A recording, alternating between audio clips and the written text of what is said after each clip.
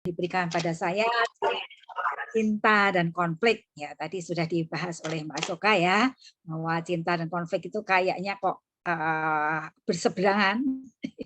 Berseberangan, tetapi itulah kenyataan yang selalu ada ya, bahwa cinta tidak bisa dilepaskan dari konflik. Ya, ada sepasang nih ya, sepasang teman yang orang yang sedang berpacaran, berrelasi. Itu suatu saat ditanya nih, sudah mengalami konflik belum? Nah, gitu ya, pasangan ini dengan bangga mengatakan, bersyukur, kami belum pernah konflik, Kak. Bersyukur sekali, Kak. Ya, teman-teman, ini ada dua kemungkinan ini kenapa mereka tidak pernah berkonflik ya. Yang pertama, kemungkinan memang tidak pernah ada persoalan ya. Kemungkinan yang lain mungkin relasinya ya relasi senang-senang aja ya. Nonton, kemudian makan, piknik gitu ya, yang senang-senang aja dan tidak pernah membahas yang serius. Atau kemungkinan yang ketiga, ya memang pengenalannya tidak demikian dalam ya, hanya di luar saja. Ya. Demikian juga di dalam pernikahan. Itu juga ya saya bertanya, pernah nggak berkonflik gitu ya? Tidak, kami baik-baik saja. Ya, ini juga ada beberapa kemungkinan kenapa keluarga ini, sepasang suami istri ini tidak berkonflik. Ya, kemungkinan pertama ya memang hidup sendiri-sendiri, hidup di dunianya sendiri-sendiri. Ya, kamu hidup di duniamu, aku hidup di duniaku. Ya, sehingga ya tidak terjadi gesekan-gesekan, tidak konflik karena memang hidup di dunia sendiri-sendiri. Ya, kemungkinan lain ya memang tidak peduli dengan masing-masing, ya, sehingga tidak ada konflik. Ya, teman-teman, kita akan belajar dari satu kisah cinta yang menarik nih ya. Kisah cinta ini ada di dalam firman Tuhan dan menarik sekali. Kisah cinta ini adalah kisah cinta antara Amnon dan Tamar ya, dari 2 Samuel 13 kita akan baca. Sesudah itu terjadilah yang berikut. Amnon bin Daud mempunyai seorang adik perempuan yang cantik namanya Tamar, dan Amnon bin Daud jatuh cinta kepadanya. Jadi antara Amnon dan Tamar ini sama-sama anak-anaknya Daud ya. Suatu saat dikatakan bahwa Amnon ini jatuh cinta kepada si Tamar ini. Ya, ayat 2 dikatakan hati Amnon sangat tergoda ya, sehingga ia jatuh sakit karena Tamar saudaranya itu. Ya, jadi menarik sekali ya bahwa Amnon ini jatuh cintanya tuh amat sangat sampai dikatakan sampai jatuh sakit. Ya, berarti mungkin makan nggak enak, tidur nggak nyenyak, kepikiran terus gitu ya. Jadi kemudian sampai jatuh sakit. Berarti cintanya luar biasa nih ya. Nah, kemudian jadi ia jatuh sakit karena Tamar, saudaranya itu, sebab anak perempuan itu masih perawan. Dan menurut anggapan Amnon, mustahil untuk melakukan sesuatu terhadap dia. Ya, kemudian di cerita selanjutnya, bahwa Amnon ini kemudian bertanya kepada salah satu, menceritakan kepada salah satu temannya, kemudian temannya itu memberikan masukan, gitu ya. Oke, panggil aja Tamar, gitu ya, datang ke tempatmu, kamu pura-pura sakit. Ya, betul ya. Amnon ini pura-pura sakit, kemudian si Tamar ini menjenguk, kemudian Amnon minta ya dibuatkan makanan gitu. Kemudian orang-orang di sekitarnya disuruh pergi dan mereka berdua di kamar itu. Dan kejadiannya kemudian pada waktu mereka berdua, si Amnon ini mengatakan kepada si Tamar ya bahwa mari tidur denganku. Kita akan lihat jawabannya si Tamar ya. Nah, tetapi gadis itu berkata kepadanya, tidak kakakku, jangan perkosa aku. Sebab orang tidak berlaku seperti itu di Israel. Janganlah berbuat noda seperti itu. Dan aku, kemanakah aku bawa kecemaranku? Dan engkau akan dianggap sebagai orang yang bebal di Israel. Oleh sebab itu, berbicaralah dengan raja, sebab ia tidak akan menolak memberikan aku kepadamu. Ya, jadi di sini menanggapi ketika Amnon itu ingin mengajak tidur kepada Tamar, ternyata Tamar bisa tenang ya, dan kemudian mengingatkan. Di sini bagian di sini si Tamar ini menyampaikan ya nilai-nilai yang dianutnya, yaitu nilai-nilai atau aturan atau moral atau etika bangsa Israel ya, bahwa tidak baik ya kalau itu memperkosa itu bukan tidak sebab orang tidak berlaku seperti itu di Israel. Ya, jadi di sini sebetulnya Tamar ketika si Amnon itu mengajak tidur, si Tamar ini menyampaikan ya nilai-nilai yang harusnya dianut oleh bangsa Israel, dan kemudian juga mengingatkan supaya jangan berbuat dosa ya. Kemudian juga mengingatkan akibat-akibatnya kalau itu Amnon kalau mereka tidur bersama ya, bahwa nanti akan kubawa kemana kecemaranku, dan kamu itu pasti akan dianggap orang bebal di Israel ya. Dan menarik sekali sebetulnya si Tamar ini memberikan jalan keluar ya, jalan keluar kepada si Amnon ya. Oleh sebab itu berbicaralah dengan raja, sebab ia tidak akan menolak memberikan aku kepadamu ya. Jadi Tamar memberikan solusi ini kepada si Amnon ya. Sebetulnya kamu nggak usah memperkosa kok ya. Kamu datang saja pada raja, pasti raja akan memberikan itu kepadamu. Dan tentu kita tidak akan menanggung resiko yang tadi ya, bahwa engkau dianggap sebagai orang bebal, kemudian aku cemar dan kita berdosa. Ya, si Tamar menyampaikan memberikan solusinya seperti itu.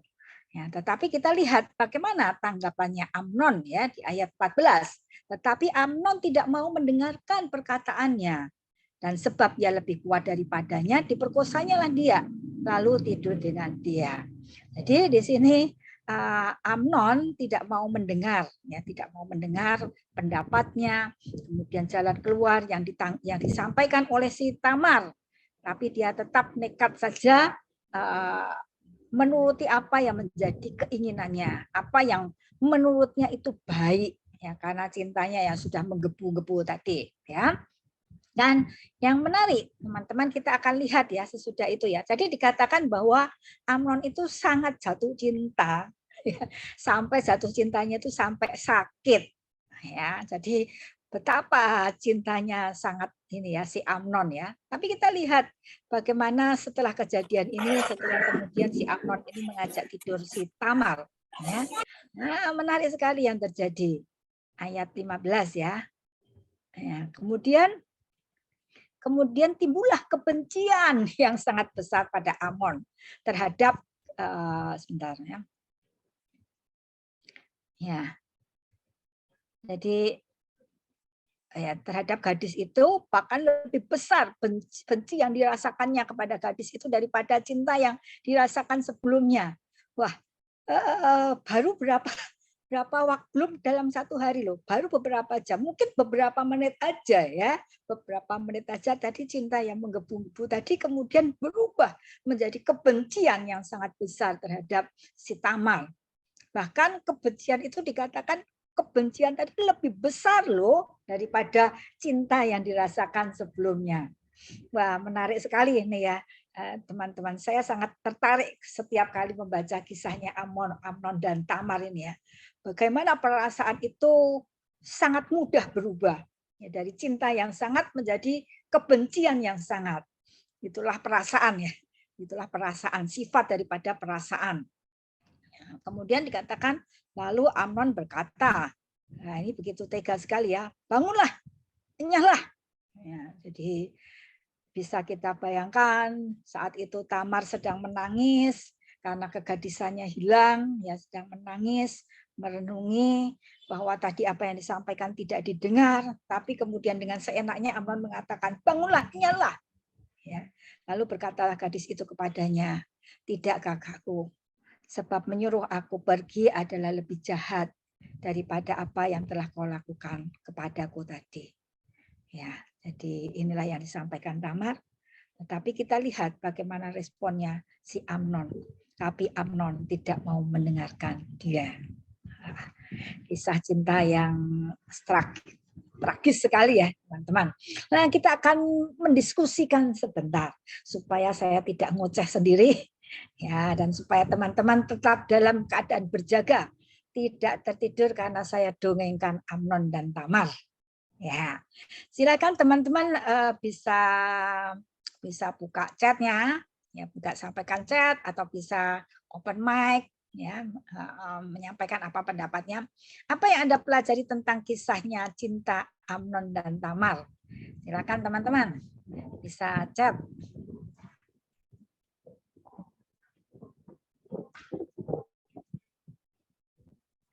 Atau ada yang ingin langsung open mic? Ya kan? Menarik nggak kisah cintanya? Hai hai. Bangun semua kan ya?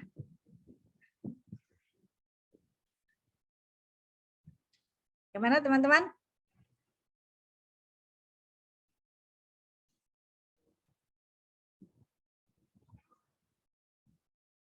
Nggak happy ending?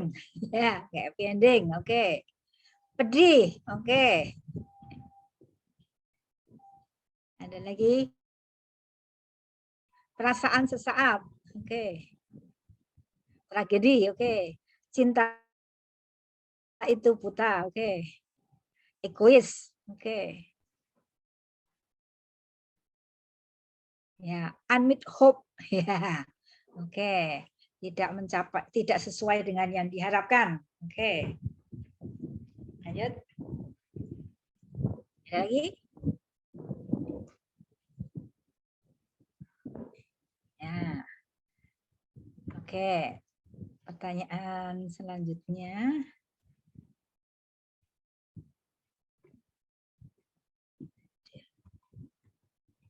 Ya. Apa yang Anda pelajari tentang bagaimana mereka menyelesaikan konflik? Ya, silakan teman-teman.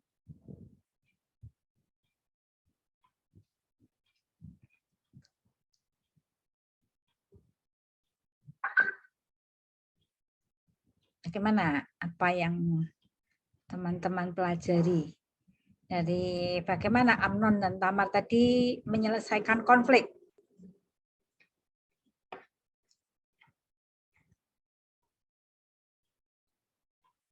Silakan. Ada yang ingin berkum? Silakan teman-teman, apa yang teman-teman pelajari ketika mereka berkonflik?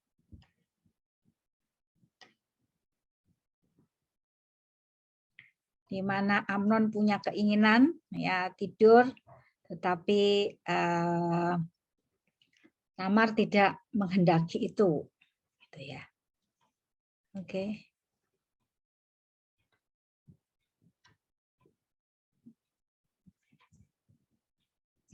Ada? Silakan, silakan. Amnon tidak berani menghadapi konflik karena dia mengusir Tamar. Ya, oke. Penyelesaian konflik seharusnya dari kedua pihak untuk satu kesepakatan. Oke. Tidak memperhatikan perasaan, tidak dengan lemah lembut. Oke. Amnon egois, menyelesaikan sendiri sesuai pikirannya sendiri. Oke. Ada lagi?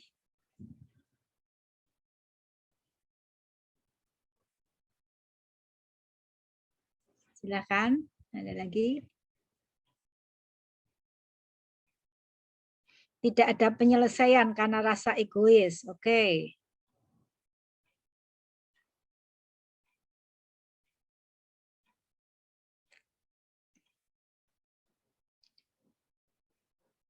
Lagi, ada lagi? Ya,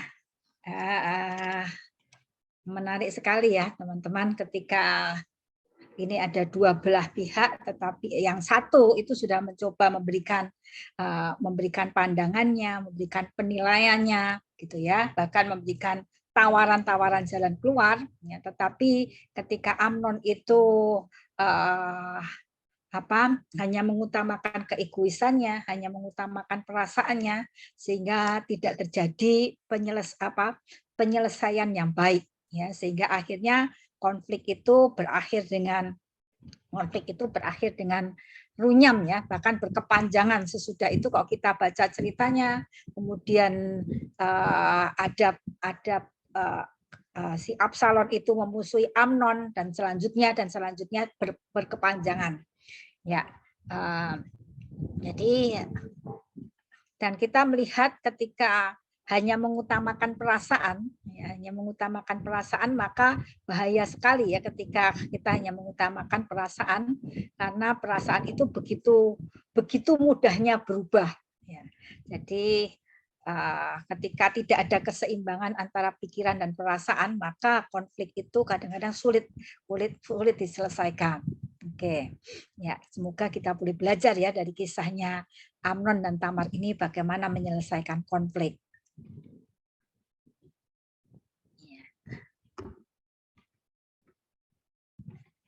Ya, kita akan konflik itu apa sih ya sebetulnya ya? Konflik itu jadi Wilmot dan Hackle nih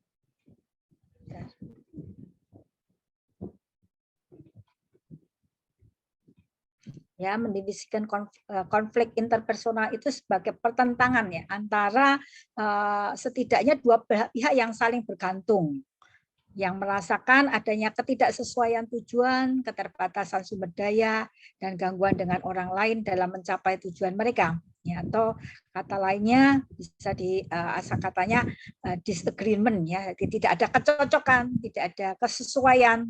Jadi ketika tidak ada kecocokan, perbedaan karena ada perbedaan tata nilai, keyakinan, gaya hidup, cara hidup itu bisa menimbulkan konflik ya. Jadi demikian ini pengertiannya.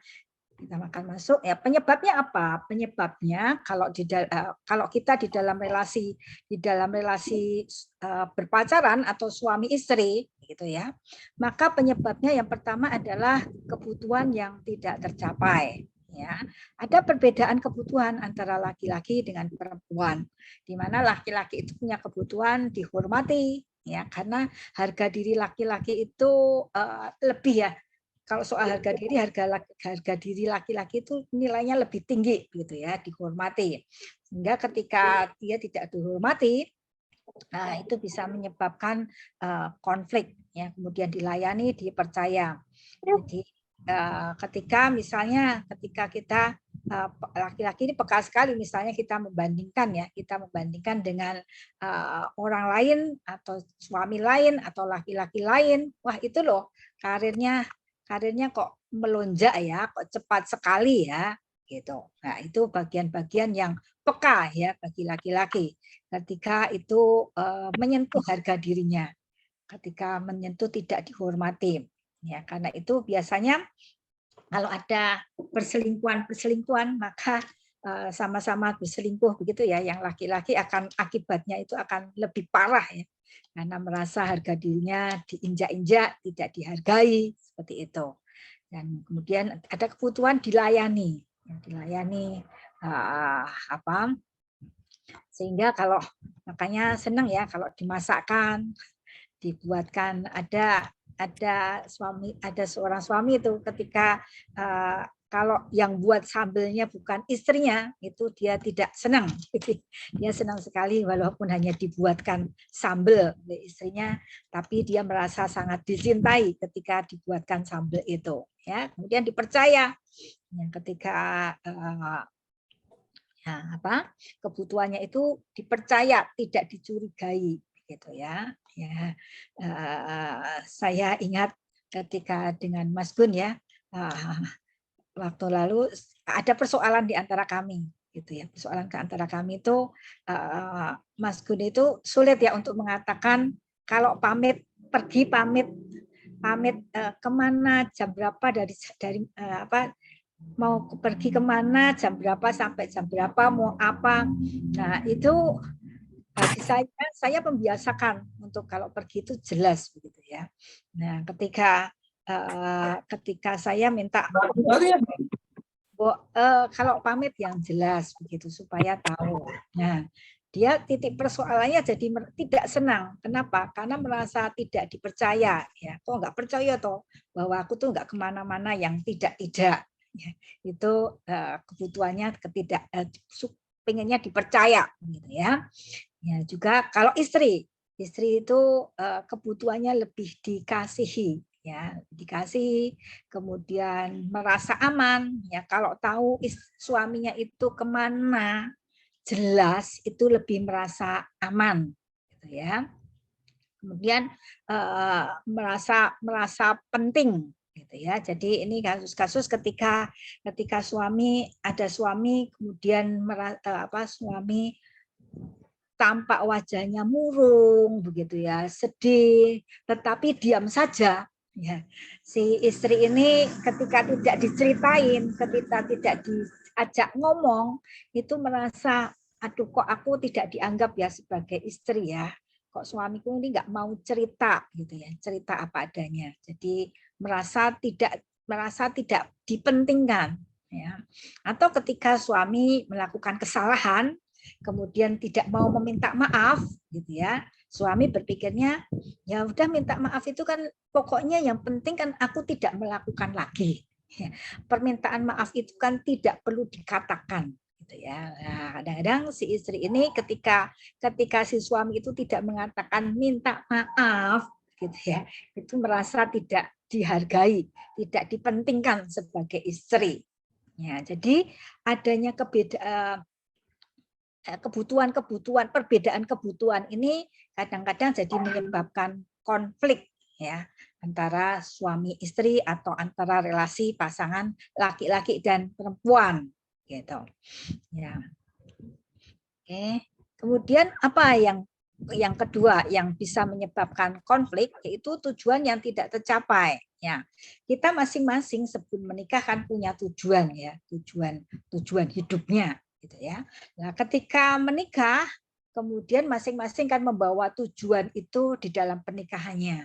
Nah, kalau tidak saling membicarakan tujuan itu, kemudian mencoba mengelola bersama sehingga menjadi tujuan bersama, itu bisa menjadi konflik ya. Jadi contohnya nih, misalnya seseorang ya, ini misalnya seorang laki-laki dulu misalnya di keluarganya direndahkan gitu ya karena akademiknya tidak pinter dibandingkan gitu ya, maka dia punya tekad misalnya ya, wah aku pokoknya ingin mengejar karir setinggi-tingginya gitu. Pokoknya nanti aku kalau bekerja aku pokoknya pengen mengejar karir setinggi-tingginya supaya aku dapat membuktikan gitu ya. Ya, bisa dari seperti itu atau bisa juga ya memang punya keinginan ya. Memang kalau tadi kan karena dendam, tapi bisa juga karena aku punya keinginan nih. Pokoknya aku pengen mempunyai karir, mencapai karir setinggi-tingginya ya. Sedangkan si istri ini dulu punya keinginan, kerinduan, wah besok aku kalau sudah dewasa sudah bekerja, sudah dewasa, aku pengen membahagiakan orang tuaku. Nah, ini masing-masing membawa ini impian ini ya, tujuan ini di dalam keluarganya. Ya, misalnya suatu saat ibunya dari si istri ini sakit, gitu ya, sakit. Nah, si suami ini pada hari itu harus lembur, pekerjaannya harus lembur gitu ya, harus sampai malam lembur. Nah, si istri ini karena orang tua ibunya sakit, dia pengen sekali mengantar ibunya ke rumah sakit atau ke dokter gitu. Nah, si istri menyampaikan kepada suami, ayo pulang toh, kenapa lembur terus gitu ya, ayo mengantar ibu gitu ya. Nah, si suami ini mengatakan, kamu antar ibu ya, antar sendiri sana toh ya. Ya, ini bisa jadi sumber-sumber konflik ya ketika tadi si suami nggak mau ya, dia pengen mengejar karir lembur-lembur, tapi si istri lebih apa sih, ngapain sih lembur-lembur kalau orang tua kita ada yang sakit, harusnya kita lebih kepada perhatikan orang tua kita. Ya, ini contoh-contoh ya. Kemudian kalau harapan yang tidak tercapai, ya misalnya kita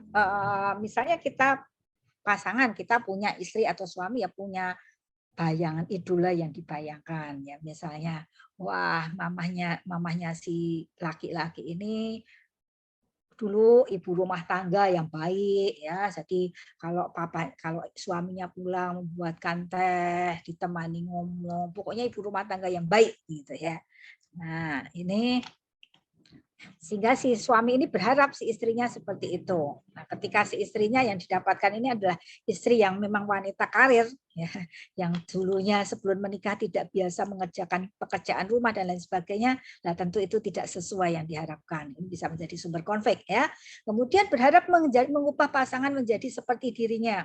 Nah, ada nih pasangan yang sangat bersih sekali ya, perhatikan bersih sekali. Pokoknya sebelum di tempat tidur ya harus bersih-bersih, cuci kaki, cuci tangan, bajunya harus ganti seperti itu. Nah, ketika ini pasangannya adalah pasangan yang tidak seperti itu, biasa pulang dari pergi ya langsung tidur, begitu ya, langsung tidak bersih-bersih. Nah, ini bisa juga menjadi sumber konflik karena yang satu memaksakan ya harus bersih seperti itu, gitu ya. Nah, yang satunya tidak biasa seperti itu, bisa menjadi konflik. Kemudian pengharapan misalnya memiliki anak, ya, kemudian tidak memiliki anak, itu bisa menjadi konflik. Ya, kemudian berharap nih masih bisa setelah melayani, bisa ya setelah menikah masih bisa melayani atau berkarir, ternyata tidak. Ini bisa juga menjadi sumber konflik. Ya, kemudian penyebab yang lain adalah perbedaan latar belakang keluarga, ya, pola asuh dan pendidikan. Ya, seperti saya tadi ya, contoh saya tadi ya, misalnya kalau di keluarga saya dulu terbiasa ya kalau pergi itu pamit dengan jelas kemana, di mana, jam berapa, itu pamit dengan jelas. Sedangkan keluarga di Mas Gun itu tidak seperti itu ya, biarkan aja pergi nggak pergi ya terserah, kemana ya terserah. Nah itu ternyata bagian yang sulit sekali diubah ya. Jadi saya harus berkali-kali mengingatkan, ternyata juga sulit sekali bagi dia. Ternyata malah dianggap saya tidak mempercayai. Gitu. Itu salah satu contoh saja perbedaan latar belakang keluarga. Ya. Kemudian kepribadian, tata nilai, cara pandang, keyakinan, cara dan gaya hidup.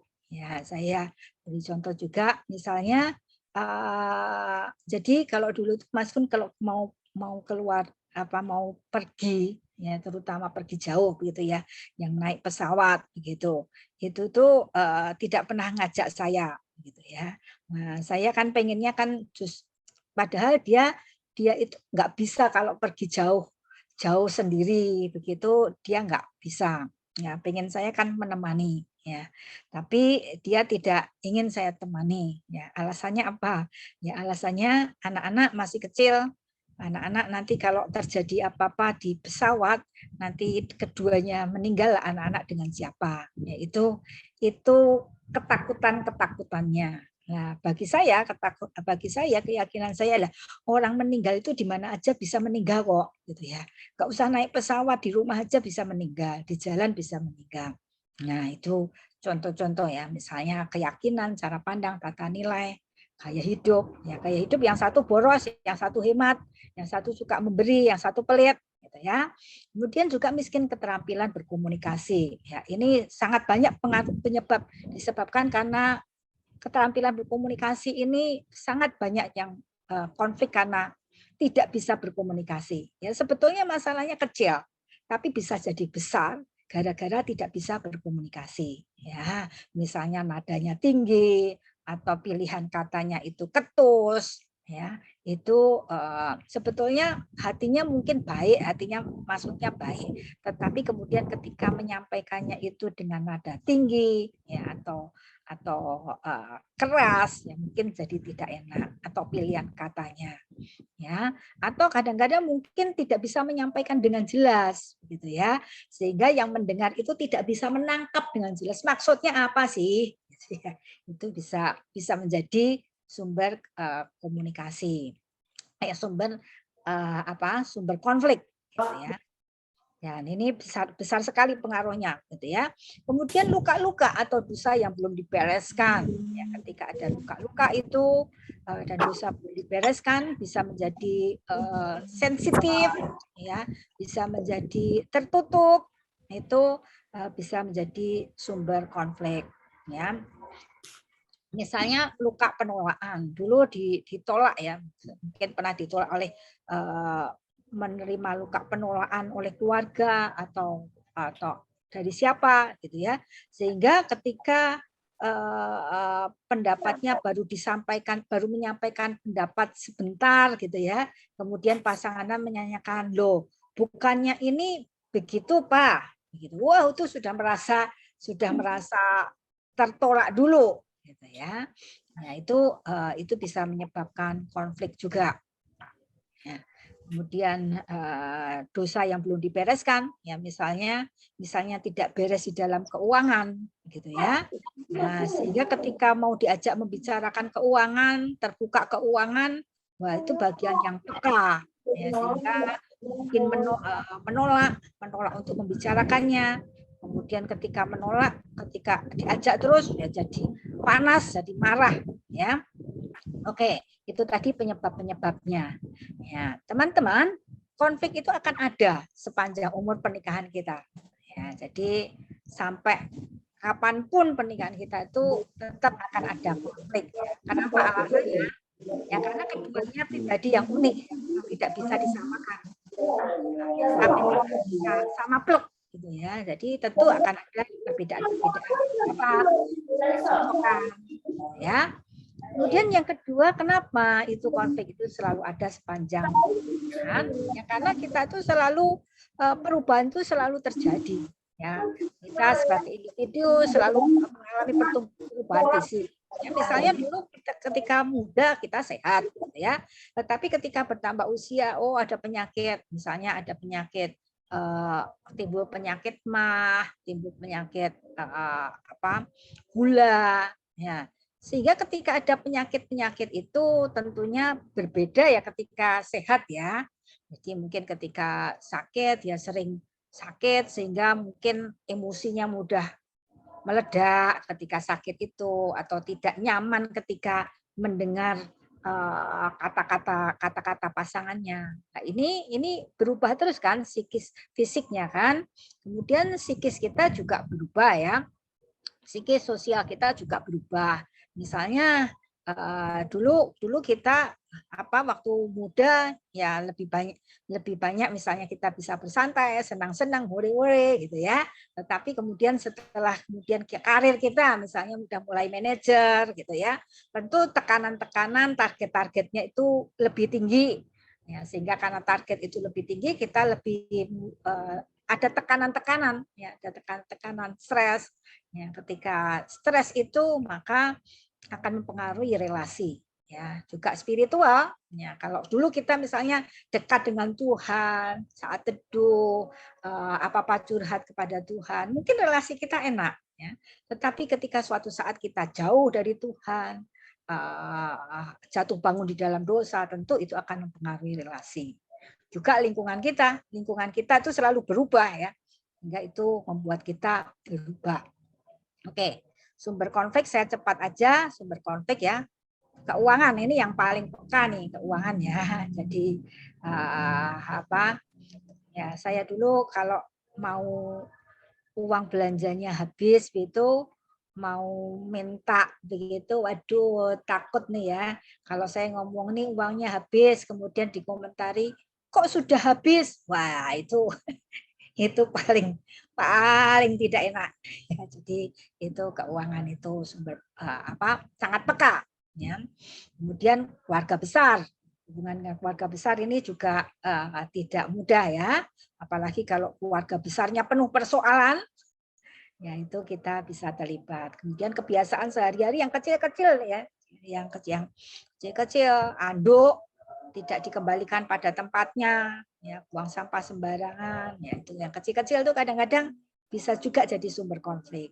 Bagian tugas rumah tangga, ya istri pulang kerja nyuci dan lain sebagainya, suaminya pulang kerja minum kopi, buka HP, ya tidak peduli, nah, itu bisa menjadi sumber konflik juga.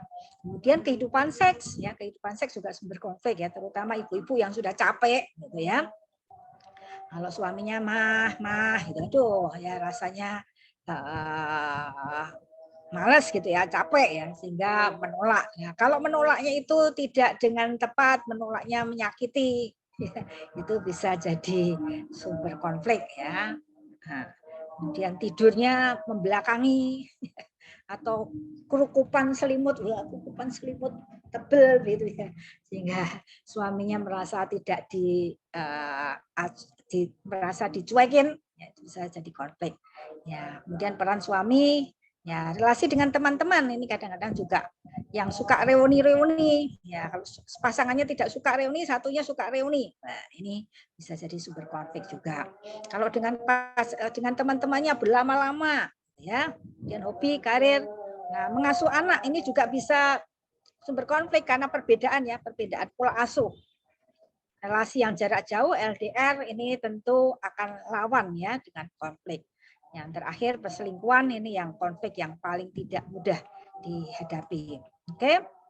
Nah, teman-teman, konflik itu bisa dua hal ya bersifatnya ya, bisa destruktif tetapi juga bisa konstruktif membangun. Ya, destruktif itu kalau kemudian konflik tadi tidak dikelola, itu bisa terjadi percekcokan terus-menerus. Ya, jadi kemudian seperti konfliknya Amnon dan Tamar itu destruktif, ya. Kemudian bisa merusak karakter. Ya, kemudian kalau doa dulu tidak mudah marah, kemudian jadi mudah marah-marah, ya, jadi sedikit aja sudah kemudian meledak kemarahan, ya, merusak karakter, lama-lama justru karakternya makin buruk. Ya, kemudian juga merusak relasi ya, relasi suami istri, ortu anak, antar anak, keluarga besar. Ya, tadi oke, kemudian juga tadi merusak relasi jelas ya antara Amnon dan Tamar tadi, bahkan kemudian relasi bukan hanya relasi Amnon dan Tamar aja yang rusak. Kemudian relasi antara tadi ya keluarga besar lainnya yaitu Absalom dengan Amnon itu rusak juga. Kemudian itu mempengaruhi juga relasinya dengan Daud. Ya, jadi itu ada terjadi kerusakan relasi. Kemudian kemudian bagaimana kalau itu dikelola dengan baik, dihadapi dengan baik, itu justru bersifat konstruktif ya, yang kemudian memberikan dampak apa? Menumbuhkan karakter semakin serupa dengan Kristus. Ya, misalnya apa? Misalnya yang satu itu si suami itu lelet sekali ya, istrinya tak tak tak tak gitu ya. Kemudian mungkin saling membicarakan. Nah, aku tuh nggak suka loh kalau kamu terlihat lelet begitu. Ya, si suaminya, aku juga tertekan loh kalau kamu tak tak tak tak, aku kok rasanya kayak diprogram, kayak diatur sedemikian rupa. Ya, kemudian disampaikan, oke, kita saling belajar ya. Oke, oke, aku belajarlah sedikit memaksa diriku untuk tidak lelet. Si istrinya ya oke, aku mencoba belajarlah untuk mengerti bahwa kalau kamu tuh ngambil keputusan itu memang tidak mudah, banyak pertimbangan. Nah, kalau senantiasa seperti itu maka karakter kita justru semakin ditumbuhkan. Hal-hal yang mungkin mungkin eh, apa mungkin sebetulnya kita tuh punya kemarahan di dalam diri kita ya, tapi selama ini nggak muncul karena apa? Karena belum ada pencetusnya gitu ya. Nah, ketika ada pasangan, biasanya orang yang dekat itu yang lebih mudah menimbulkan sakit hati. Orang yang dekat itu lebih mudah membuat kita tuh peka terhadap perasaan kita. Nah, maka sebetulnya pasangan kita itu sparring partner kita yang paling baik itu untuk menguji apakah kesabaran kita tuh memang sabar-sabar betul. Atau sebetulnya nggak sabar, cuman belum ada pemicu saja. Sehingga kelihatannya baik-baik saja. Ya. Jadi, maka mari teman-teman kita jadikan pasangan kita tuh sparring partner kita untuk memperlihatkan sebetulnya masih adakah kotoran-kotoran di hati saya, masih adakah kotoran-kotoran di dalam cara berpikir saya, masih adakah kerikil-kerikil yang di dalam diri saya, sehingga ketika itu dimunculkan jadi kelihatan oh ya ternyata di dalam diri saya itu masih ada rasa apa saya mudah curiga ya terhadap orang. Nah, kemudian tahu kerikil itu oke. Bagian ini berarti bagian kerikil ini perlu dicukil ini. Ya, dicukil sehingga karakter kita semakin diubah. Ya. Jadi kalau konflik itu biasakan untuk bertanya ya. Wah, dalam hal ini sebetulnya Tuhan ingin mengajarkan saya karakter apa sih? Ya, karakter apa sih sebetulnya yang ingin Tuhan bangun di dalam hidup saya. Biasakan seperti itu. Ya, sehingga konflik tadi tidak merusak karakter kita, tetapi konflik tadi membuat kita semakin serupa dengan Kristus. Ya, kemudian kalau kita terbiasa konflik itu dihadapi, ya, maka itu akan semakin lama kita akan makin terampil ya menyelesaikan masalah, tidak lari begitu. Tetapi semakin lama semakin terampil, semakin lama semakin terampil. Sehingga mungkin nanti akan ada bedanya ya dibanding dulu waktu awal pernikahan dengan setelah nanti berapa tahun itu akan berbeda karena kita semakin terampil. Ya. Juga meningkatkan pengenalan dan keintiman kita sebagai pasangan. Ya, kalau kita berani menyatakan sebetulnya saya itu paling nggak seneng loh kalau aku melihat kamu tuh tadi ya misalnya anduk ditaruh di mana-mana misalnya begitu. Aku tuh inginnya setelah pakai anduk kamu letakkan kembali. Nah, itu makin lama makin mengenali perasaan ya, sehingga makin mengerti apa yang diinginkan ya. Tapi juga meningkatkan kemampuan menyesuaikan diri. Makin lama makin mengerti nih. Oh, gaya marah suami saya itu ini. Kalau dia begini, itu pengennya diginikan. Keputusan pernikahan. Biasanya suka kalau seperti ini, pengennya diginikan. Ya. Kemudian juga meningkatkan kepuasan pernikahan.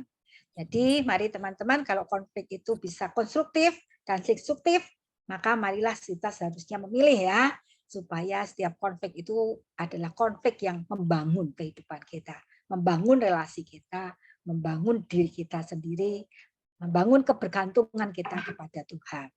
Nah, ada beberapa gaya menghadapi konflik ya. Yang pertama itu menghindar atau melarikan diri. Yaitu di sini contohnya tidak mau ya ngajak bicara persoalan. Ya tadi contohnya seperti Amnon tadi ya melarikan diri. Ya, tidak mau mengajak bicara, kemudian tidak mau ada keributan atau tidak mau menghadapi kesulitan. Ya, nggak mau sulit. Wes gini aja gitu ya. Melarikan diri, tidak suka perubahan. Ya, kemudian lebih suka bersembunyi, ya, mengabaikan konflik daripada menyelesaikan. Mungkin pulang ke rumah orang tuanya, ya, atau ngegame, atau lebih baik lembur di kantor daripada pulang, atau lebih baik berlama-lama di pelayanan, ya, daripada dengan istri atau suaminya di rumah. Kalau di pelayanan mimpin KTB kan didengar, ya, atau di gereja memimpin apa-apa kan didengar. Kalau di rumah kan tidak didengar. Ya, jadi lebih aman berlama-lama di gereja, di persekutuan. Ya. Kemudian yang kedua adalah mendiamkan atau freeze. Ini milih ngalah ya daripada konflik. Kemudian menempatkan diri sebagai korban. Ya, aku memang tidak layak kok menjadi istrinya. Ya, memang aku memang aku tidak berharga, gitu ya. Atau kemudian ini bisa juga takut terjadi penolakan ya.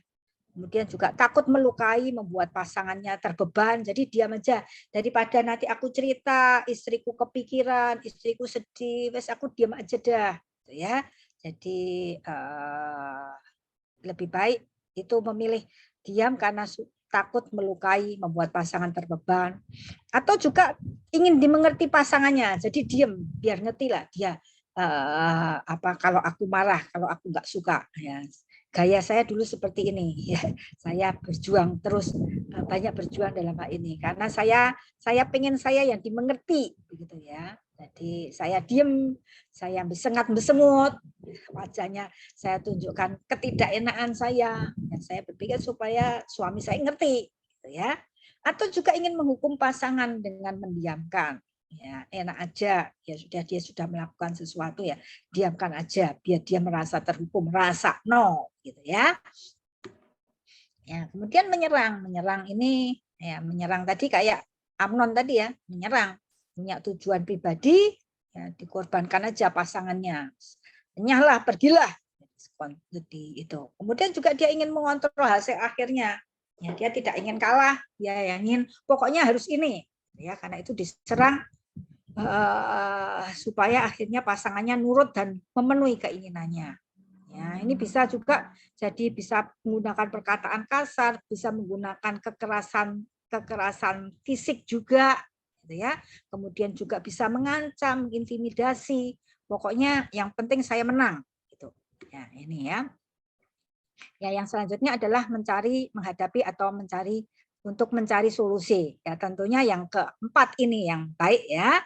Karena berpikir bahwa kita sudah menikah, kita berrelasi, maka biarlah kita memperjuangkan tujuan ini, ya.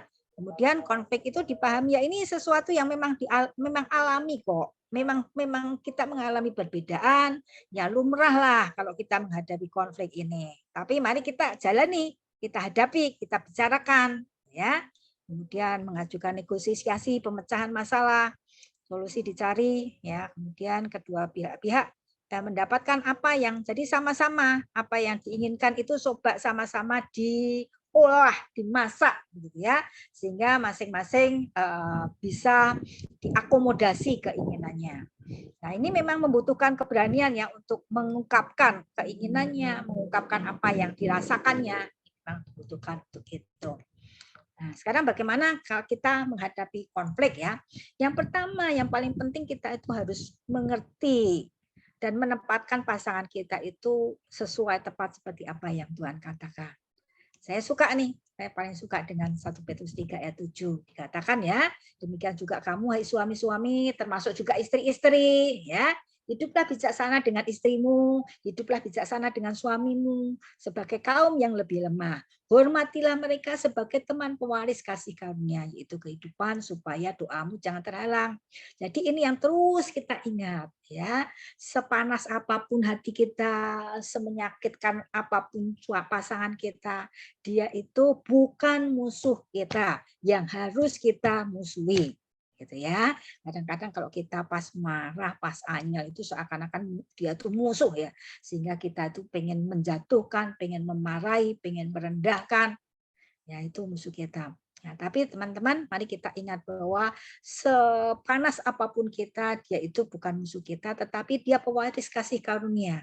Dan ini hanya pasangan kita, suami atau istri kita yang dikatakan bahwa dia itu pewaris kasih karunia. Ya, ini yang sering saya mungkin berkali-kali saya nyatakan ya, karena ayat ini sangat berkesan sekali. Mungkin bisa saya evaluasi di dalam hidup saya dengan ketika selama dengan Mas Gun. Saya mungkin sedikit hampir ya tidak pernah saya merendahkan, hampir tidak pernah saya mencaci maki atau berteriak ya ketika saya marah, karena saya tahu ayat ini berbicara sekali pada saya. Ya, saya Mas Gun itu bukan musuh saya. Dia teman pewaris kasih karunia saya dan saya harus menghormati. Karena perannya itu penting sekali. Karena ketika saya tidak menghormati, doamu itu akan terhalang. Ya, jadi ketika saya tidak menghormati pasangan saya tidak hanya berhubungan atau bertanggung jawab terhadap pasangan saya, tetapi saya langsung bertanggung jawab kepada Tuhan. Saya berurusan dengan Tuhan. Karena itu saya sangat berhati-hati sekali ketika berkonflik supaya itu tidak saling menyakitkan, supaya saya tidak menyakitkan, merendahkan, membuat luka-luka di dalam hidupnya. Saya belajar untuk menata perkataan saya, menata tinggi rendahnya nada suara saya. Saya menata kapan waktu yang tepat saya berbicara. Ya, ayat ini saya supaya relasi saya dengan Tuhan tidak rusak. Ya. Kemudian konflik kita juga dari Kolose 3 ayat 13-14 dikatakan bahwa ya karena itu sebagai orang-orang pilihan Allah yang dikuduskan, yang dikasihi, kenakanlah balas kasihan, kemurahan, kerendahan hati, kelemah lembutan, kesabaran. Ya kepada banyak orang saudara kita pun, saudara-saudara kita disuruh mengenakan belas kasihan, kemurahan, kesabaran, kelemah lembutan, apalagi kepada pasangan kita. Jangan terbalik-balik. Kalau kepada orang lain kita lemah lembut, murah hati, rendah hati. Tetapi ketika kepada pasangan kita ngomel-ngomel, ya teriak-teriak, mengatakan kata-kata yang tidak enak, itu terbalik. Ya, justru pada pasangan kita lebih yang terutama. Ya, kemudian juga disuruh mengampuni seorang akan yang lain. Ya, jadi sesakit apapun kita, ialah kita bermurah hati, mempunyai hati yang mau mengampuni, memaafkan. Ya, sekarang bagaimana ya? Realnya ketika kita menghadapi konflik. Ya, Kak, saya cepatkan ya, nah, waktunya cepat. Ya, pertama ketika ada konflik, yang paling pertama dulu bawa itu kepada Tuhan. Ya, curhatlah kepada Tuhan. Dikatakan bahwa janganlah hendaknya kamu khawatir, tetapi nyatakanlah segala hal kepada Tuhan, segala kekhawatiranmu kepada Tuhan. Jadi apapun ya persoalan kita, perasaan kita, marah, khawatir, anyel, pertama bawa itu sampaikan kepada Tuhan.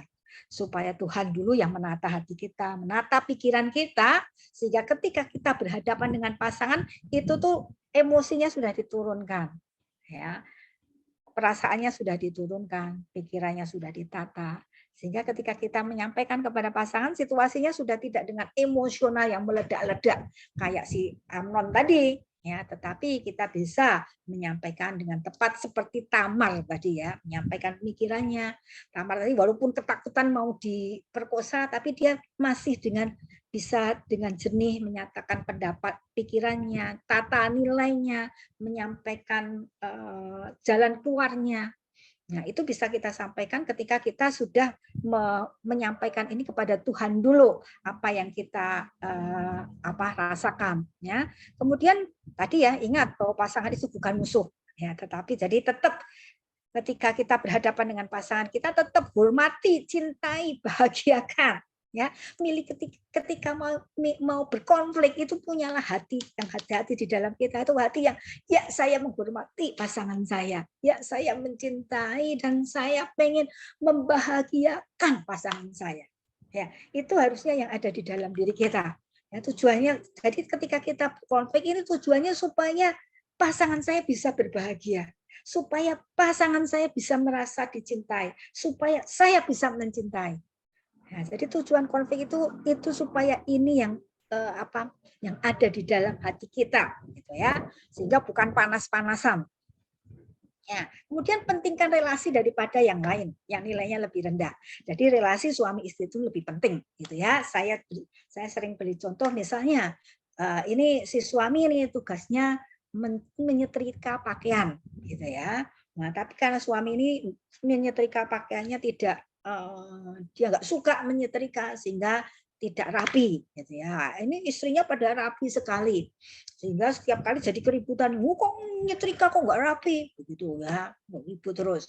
Kemudian setelah ini suami sudah berusaha semaksimal mungkin nih ya menyetrika dengan rapi, begitu. Istrinya masih nggak senang, wah dibaleni lagi, dibaleni. Wah istrinya, suaminya sakit hati ya. Tadi sudah berjuang sedemikian tapi masih dibaleni. Nah, sehingga keributan itu semakin kemana-mana gara-gara baju. Ya. Nah, bagaimana teman-teman menilainya? Nilainya begini, lebih penting mana relasi suami istri dengan baju?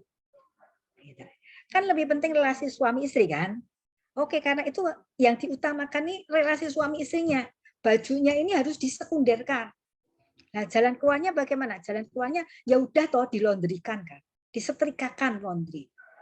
Ya, daripada relasinya ini ribut. Ya, ketika itu dilondrikan, ya kemudian bisa mengurangi keributan ini. Ya, sehingga lebih banyak waktu, justru suaminya lebih banyak waktu untuk bisa ngomong-ngomong dengan istrinya. Istrinya juga tidak ribut. Nah, jadi senantiasa ketika ribut nilai dulu, lebih penting mana? Relasi atau yang diributkan? Ya, kalau yang diributkan ini tidak penting, maka cari ini jalan keluarnya ini. Tetap relasi itu yang harus diperjuangkan. Ya, jangan hanya karena sambel justru relasinya ribut. Karena istrinya nggak sempat membuatkan sambal dan lain sebagainya. Ya, kemudian fokuslah pada persamaan. Lihatlah yang sama di mana. Ya, jangan hanya yang berbeda itu yang kemudian dibesar-besarkan. Ya, kalau yang samanya itu suka ngeteh ya, atau suka membuat wedang jahe ya, lebih nikmatilah ketika buat wedang jahe, nikmati bersama supaya lebih kepada yang bersama itu. Kemudian ambil inisiatif ya, jangan tunggu-tunggu. Wah ya dulu no yang salah dia kok, dia yang harus minta maaf, dia yang harus berinisiatif ya. Jangan tunggu-tunggu. Ambillah berinisiatif. Entah kita itu yang sedang dirugikan, sedang korban, tapi biarlah kita yang berinisiatif lebih dulu. Ya, seandainya emosi kita masih tinggi, ya, maka ambillah waktu dulu sebentar, kemudian untuk mengendalikan perasaan, ya, supaya perasaan kita turun. Nah, kita bisa menyingkir sebentar atau kita bisa tarik nafas, ya, atur pernafasan dulu supaya emosinya turun. Nah, atau kemudian kalau kita memang belum siap untuk membicarakan sesuatu, kita bisa ngomong pada pasangan kita, ya, maaf saya belum siap, berikan saya waktu. Nanti kalau sudah siap, saya akan mengatakannya itu. Ya, misalnya ada pasangan begini, saya itu kalau pas emosi, kalau saya ngomong nanti malah bahaya, nanti malah meledak-ledak, malah menyakitkan dia. Kemudian dia diam. Ya, tapi pasangannya nggak tahu bahwa dia itu diam sedang mengendalikan perasaannya. Nah, jadi malah menang, semuanya oke, orang menyelesaikan masalah. Nah, seandainya kita memang perlu waktu ya untuk menenangkan perasaan kita, ya bilang dulu pada pasangan, maaf ya, ini kalau saya ngomong sekarang, mesti saya jadi emosi. Nanti saya jadi menyakitkan nih. Ya, beri waktu dulu saya supaya saya bisa menenangkan diri. Nanti kalau sudah tenang, saya akan bicarakan. Nah, tapi kalau sudah tenang juga bicarakan, jangan terus lari. Ya. Nah, kalau sudah tenang, bicarakan. Oke, saya sudah tenang, yuk mari kita bicarakan. Ya, pilih tempat yang nyaman dan tidak terganggu. Jangan di depan anak-anak, jangan di depan orang lain. Ya, nanti mempermalukan jadi masalah lagi. Ya, kemudian sebelum menjawab pertanyaan, dengarkan dengan seksama. Ya, dengarkan, terima. Yang penting itu terima perasaannya. Ya, jangan kadang-kadang apa yang penting buat saya mungkin bukan tidak penting bagi orang lain. Tetapi biarlah kita menerima ya. Oh ya, mungkin persoalan handuk yang tidak ditempatkan, kembali ditempatkan itu bagi istri saya persoalan penting. Ya, bagi saya tidak penting. Oke, saya memahami nih bahwa itu jadi persoalan bagi istri saya. Oke, ya kita memahami. Jangan, ngono ribut, udah penting. Ya itu jadi keributan. Maka biarlah kita memahami, saling berempati, ya apa yang dirasakan dan dipikirkan pasangan kita.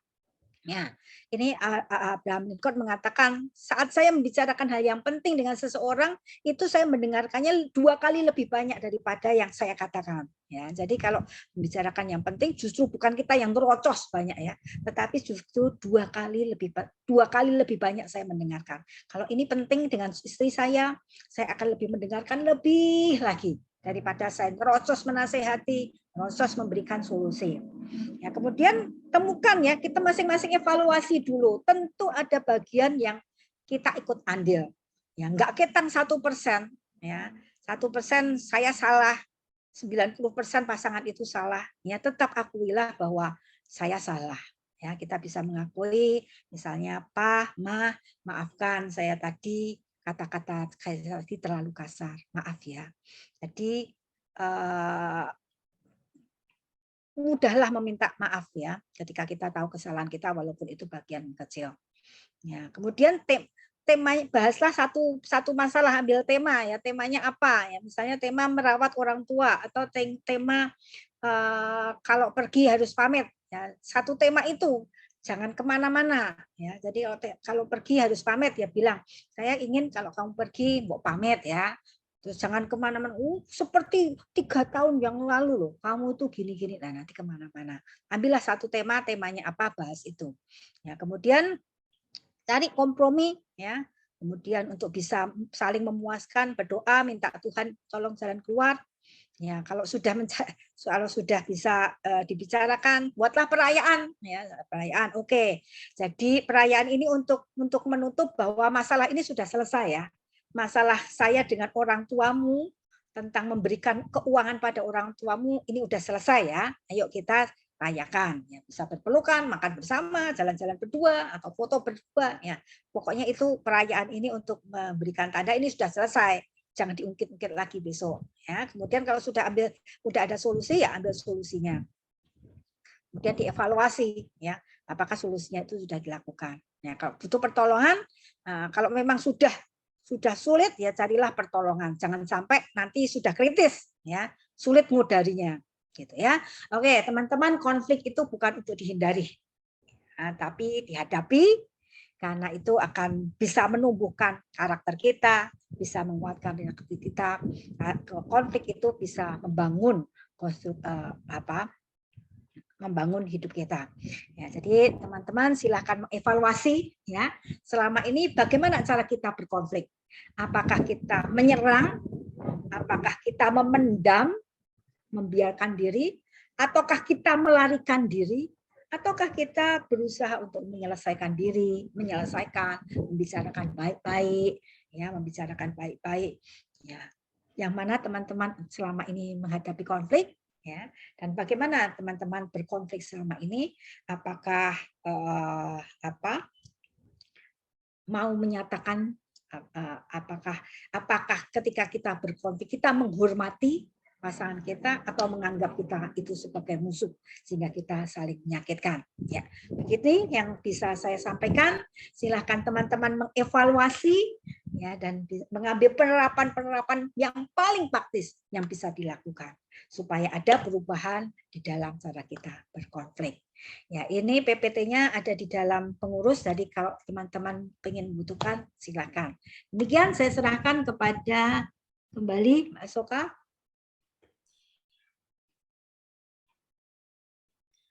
Ya, terima kasih banyak Mbak Mona yang sudah menyampaikan kebenaran firman Tuhan hari ini supaya semakin baik di dalam menumbuhkan kasih dan juga menyikapi konflik yang ada. Nah, teman-teman, sekarang kita akan sebentar lagi kita akan masuk di dalam sesi tanya jawab. Bagi teman-teman yang ingin bertanya kepada Mbak Mona, bisa mengetik di kolom chat ataupun langsung open mic ya, teman-teman. Nah, namun sebelum kita masuk ke sesi